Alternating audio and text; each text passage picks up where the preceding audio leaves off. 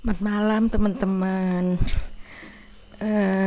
Kali ini saya itu mau membahas ya teman-teman ya. Ada 3 poin nih. Yang satu mengenai asuransi ya teman-teman. Asuransi ekspor nih masih banyak yang bingung. Saya itu mau membahas kapan gitu tuh kita tuh kapan kita tuh terlalu butuh sekali, pokoknya kita harus tahu tempatnya. Asuransi itu penting banget, tapi asuransi itu penting ya, tapi kita juga harus tahu tempatnya kapan kita sangat membutuhkan gitu loh teman-teman. Satu, terus yang kedua itu info cara marketing ekspor dan ekspor barang yang relatif aman gitu loh.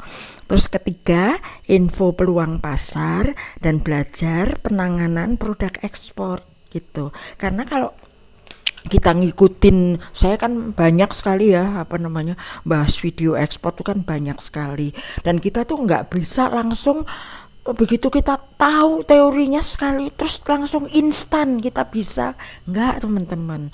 Coba aja teman-teman kursus accounting atau mungkin kursus komputer kan, misalnya tahu teorinya aja kan nggak langsung instan terus teman-teman bisa kan, nggak gitu kan. Itu loh teman-teman, makanya sekarang saya ada yang ngasih tahu nih info cara marketing ekspor dan ekspor barang yang relatif aman gitu loh. Ini anak muda nih teman-teman yang ngasih ini, tapi mungkin nggak sekaligus ya saya bahas. Mungkin sekarang saya bahas asuransi dulu, terus besok baru saya video yang ini, yang item kedua dan tiga ini gitu loh. Ini item 2 3 tuh anak muda teman-teman yang ngasih info ke saya. Dia nggak generasi muda lah gitu loh, ngasih info ke saya.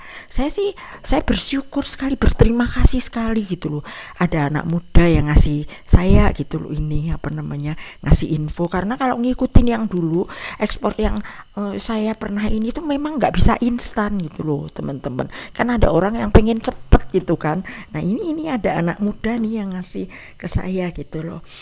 Saya berterima kasih sekali sama dia gitu loh. Tapi saya juga kalau saya mau share ke pabrik, saya izin juga gitu loh, minta izin share gitu loh. Karena apa?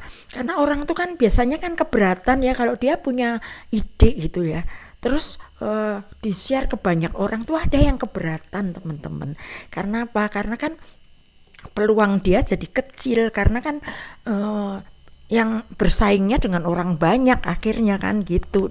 Makanya saya minta izin dulu gitu loh, karena kebetulan dia udah jalan, ya udah mungkin dia oke aja, nggak apa-apa gitu loh gitu. Dan ini saya tuh berterima kasih sekali itu.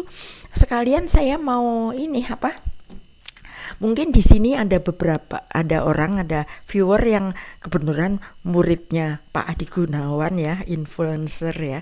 Nah itu saya sekarang lagi getol-getolnya ngikutin ini belajar dari pelajaran Pak Adi Gunawan itu. Jadi kalau saya bersyukur dikasih info sama orang gitu ya, terus saya bersyukur, berterima kasih, itu nanti bawah sadar saya merekam teman-teman bahwa saya itu berhasil. Karena kalau orang berterima kasih itu kan, kalau orang berhasil itu kan pasti bilang terima kasih kan itu. Terus tapi kalau saya mengeluh malah susah ini, aduh nggak bisa, saya susah, pokoknya gimana susah dimengerti, itu nanti bawah sadar kita juga merekam, wah kita susah nggak bisa ngerti gitu teman-teman. Jadi lebih baik kita berterima kasih aja, nanti kita pelajarin. Makanya kita ini nanti saya video yang terakhir saya kasih ini tertulis gitu loh, makalah secara tertulis. Karena makalah secara tertulis itu biasanya lebih terstruktur gitu loh. Coba aja teman-teman ikut seminar pasti kan dikasih makalah tertulis kan. Karena kan nggak mungkin orang tuh ngikutin seminar bisa tahu dari awal sampai akhir langsung instan, nggak kan, langsung instan bisa nggak, pasti ada yang kelewat, ada yang apa. Makanya dikasih makalah tertulis. Kalau nggak dikasih makalah tertulis kita komplain gitu kan teman-teman. Nah itu makanya nanti saya terakhir nih saya kasih tertulisnya ya teman-teman ya, untuk dipelajari. Nah itu kalau saya langsung pelajarin dengan makalah tertulis itu penting sekali, lebih terstruktur itu kalau yang makalah yang secara tertulis itu gitu loh. Nah eh Nah itu, jadi kalau ngikutin ekspor yang dulu itu kan ya kalau kita langsung instan tuh nggak bisa teman-teman, susah. Ini ada orang yang ngasih jalan tengah itu, jalan pintas.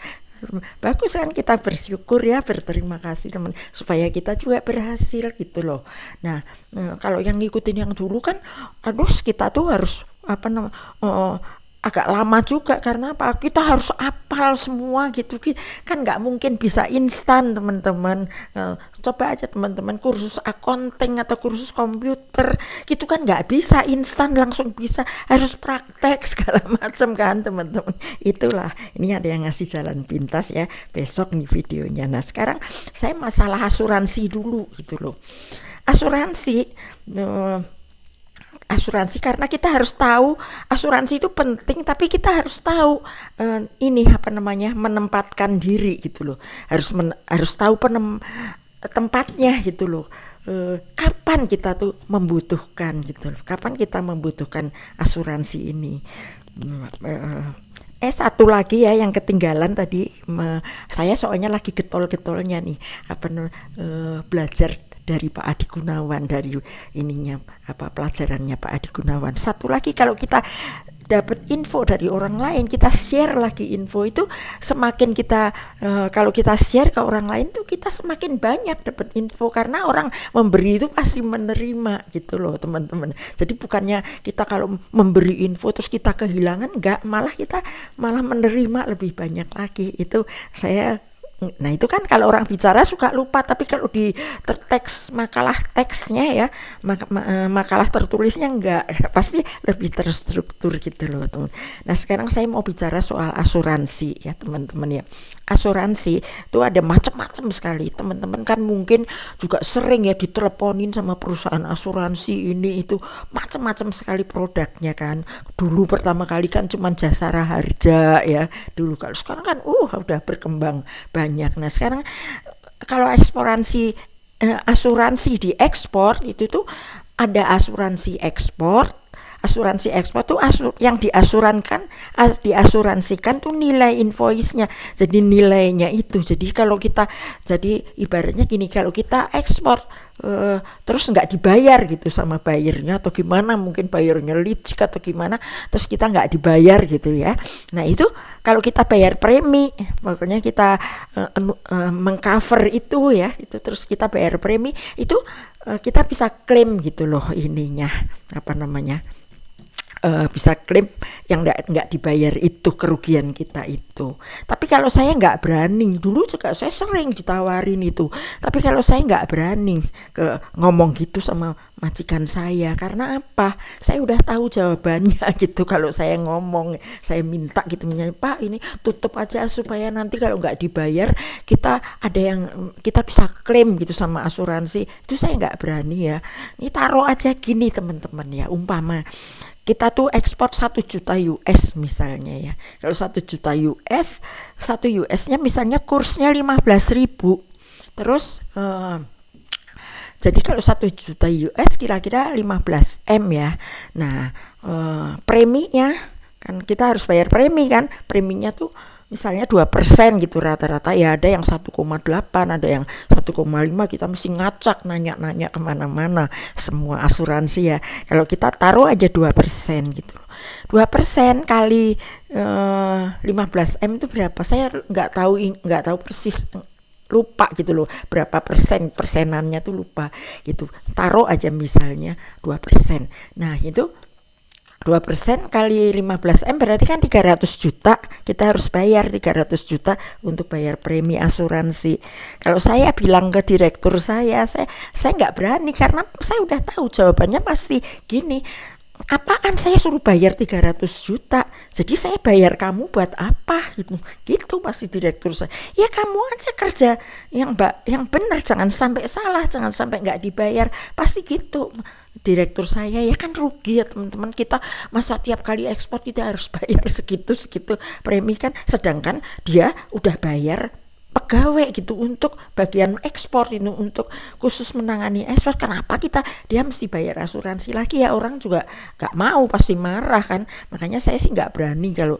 Tapi ada yang penting juga gini teman-teman, asuransi kerugian gitu loh. Misal accident ini biasanya kalau misalnya kayak ada huru-hara kan, misalnya sekarang kita ekspor ke negara-negara yang terdampak perang gitu ya, misalnya kan di pelabuhan tuh suka ada huru-hara, misalnya ada ada barangnya dibajak, kayak ada huru-hara apa gitu, pokoknya rawan aja gitu tempatnya gitu loh. Nah itu memang kita perlu mengasuransikan gitu loh.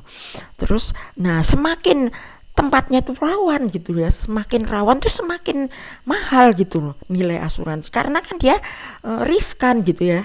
Yang pegawai perusahaan asuransinya kan riskan sekali, dia kalau ada klaim kan riskan, untuk orang tuh banyak yang klaim pasti kalau rawan-rawan gitu kan.